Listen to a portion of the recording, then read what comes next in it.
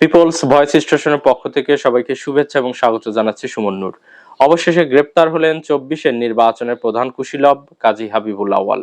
কাজী হাবিবুল আওয়াল ছিলেন বিগত আওয়ামী লীগ সরকার, যারা 24-এর গণঅভ্যুত্থানে ছাত্র জনতার আন্দোলনে যাদের পতন ঘটে, সেই আওয়ামী লীগ সরকারের আমলে যে 3টি নির্বাচন অনুষ্ঠিত হয়, সেই 3টি নির্বাচনের অন্যতম সমালোচিত ব্যক্তি, যিনি 2024 সালের নির্বাচনে প্রধান নির্বাচন কমিশনার হিসেবে দায়িত্ব পালন করছিলেন। কাজী হাবিবুল আওয়াল সহ বিগত 2018 সালের নির্বাচনে প্রধান নির্বাচন কমিশনার এ.কে.এম. নুরুল হুদা এবং 14 সালের নির্বাচনে প্রধান নির্বাচন কমিশনার এ.কে.এম. রাকিব উদ্দিন আহমেদ, কাজী রাকিব উদ্দিন আহমেদ, তাদেরকেও কিন্তু গ্রেপ্তার করা হয়েছে। এবং উত্তরার বাসা থেকে যখন রবিবার সন্ধ্যায় এ.কে.এম. নুরুল হুদাকে গ্রেপ্তার করা হয়, তারপর থেকেই কিন্তু বাংলাদেশের মানুষের ধারণা যে হাবিবুল আওয়াল তাকেও গ্রেপ্তার করা হতে পারে। এবং যেটি দেখা যায় যে এর পরপরই কাজী হাবিবুল আওয়াল ওনাকে গ্রেপ্তার করা হয় মগবাজার একটি বাসা থেকে। এবং কাজী হাবিবুল আওয়াল তিনি এ.কে.এম. নুরুল হুদা উনি গ্রেপ্তারের পর থেকেই কিন্তু তার অবস্থান পরিবর্তন করছিলেন এবং অনেকটাই আত্মগোপনে ছিলেন। কাজী হাবিবুল আওয়াল ওনাকে গ্রেপ্তারের পর প্রথমে কোর্টে বৃহস্পতিবার CMM court, Dhaka metropolitan court যেটা সেখানে তাকে কিন্তু হাজির করা হয় এবং সেখানে তদন্তকারী কর্মকর্তা 10 দিনের রিমান্ড আবেদন করেন। রিমান্ডের শুনানি শেষে বিজ্ঞ আদালত ওনাকে 3 দিনের রিমান্ড মঞ্জুর করেন। তবে আদালতে কি কথা হয়েছিল বা সেখানে আসলে কি বিষয় আলোচনা সমালোচনা হয় বা সেখানে আদালতের বেশ কিছু বিষয় গণমাধ্যমে এসেছে এবং যেটি জানা যায় যে আইনজীবীরা তারা একটি প্রেস ব্রিফিং করেছেন এবং বিভিন্ন খবরে এসেছে যে কাজী হাবিবুল আওয়াল তিনি কিন্তু স্বীকার করেছেন যে সে নির্বাচনটি একটি প্রহসনের নির্বাচন হয়েছে। তবে একই সাথে তিনি কিন্তু তার দায় শুধু নিজের উপর না, সেই নির্বাচনে 24 সালের যে একতরফা নির্বাচন, সেই নির্বাচনের দায়টা তিনি কিন্তু সরকারের উপর চাপানোর চেষ্টা করেছেন। এবং যখন আদালতে তাকে হাজির করা হয় তখন কিন্তু তিনি আদালতের কাছ থেকে সময় চেয়ে নেন এবং বলেন যে তিনি কিছু বলতে চান, যদি বিজ্ঞ আদালত তাকে অনুমতি দেন। তখন কাজী হাবিবুল আওয়াল তিনি বলেন যে সেই নির্বাচনে তার আসলে করার কিছু ছিল না, কারণ তিনি সরকার যেভাবে চেয়েছেন মূলত সরকারের কারণে, এবং রাজনীতিবিদদের উপর তিনি দোষারোপেরও চেষ্টা করেন।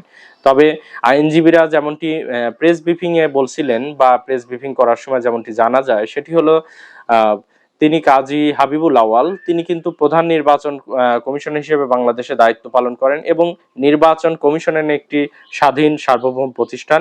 তো স্বাধীন প্রতিষ্ঠান হিসেবে তিনি কিন্তু তার দায়িত্ব পালনে ব্যর্থ হয়েছেন এবং সেখানে তিনি রাষ্ট্রের ব্যাপক পরিমাণ অর্থ অপচয় করে একটি প্রহসনমূলক নির্বাচন, এটি ইচ্ছামতো নির্বাচন করে তিনি কিন্তু বাংলাদেশের রাষ্ট্রের ব্যাপক পরিমাণ অর্থের অপচয় করেছেন।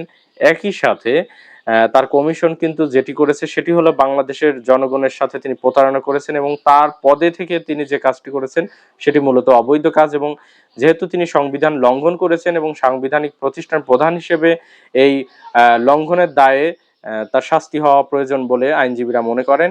এবং বিপুল পরিমাণ যে অর্থের অপচয় হয়েছে তার বিরুদ্ধে যেটি অভিযোগ আসে, কিন্তু কাজী হাবিবুল আওয়াল তিনি কিন্তু বলেন যে তার বিরুদ্ধে যদি অর্থের কোনো তিনি অপচয় করে থাকেন তাহলে তিনি তার জবাবদিহি করবেন। তবে যেটি আইনজীবীরা বলছিলেন যে তিনি যেহেতু এই একতরফা নির্বাচন করেছেন এবং একটি বিশেষ দলকে অর্থাৎ আওয়ামী লীগকে ক্ষমতায় আনার জন্য তিনি কাজ করেছেন, সেহেতু তিনি অপরাধী এবং তাকে শাস্তি ভোগ করতে হবে। উল্লেখ্য যে কাজী হাবিবুল আওয়াল তিনি সহ সাবেক 3জন প্রধান নির্বাচন কমিশনার এ.কে.এম. নুরুল হুদা এবং কাজী রকিব উদ্দিন আহমেদ, এই 3জন সহ সাবেক প্রধানমন্ত্রী অর্থাৎ আওয়ামী লীগের আমলে যিনি প্রধানমন্ত্রী ছিলেন শেখ হাসিনা, সাবেক স্বরাষ্ট্রমন্ত্রী, সাবেক পুলিশ প্রধান সহ সর্বমোট 24 জনের মধ্যে কিন্তু মামলা হয়েছে এই প্রহসনমূলক নির্বাচনের জন্য বা প্রহসনমূলক নির্বাচনের দায়ে। এরপর যেটি দেখা যাচ্ছে যে প্রধান নির্বাচন কমিশনারদের গ্রেপ্তার করা হচ্ছে, এর পরবর্তীতে আরো যারা আছেন তারা কিন্তু আসলে দেশের বাইরে পলাতক অবস্থায় আছেন।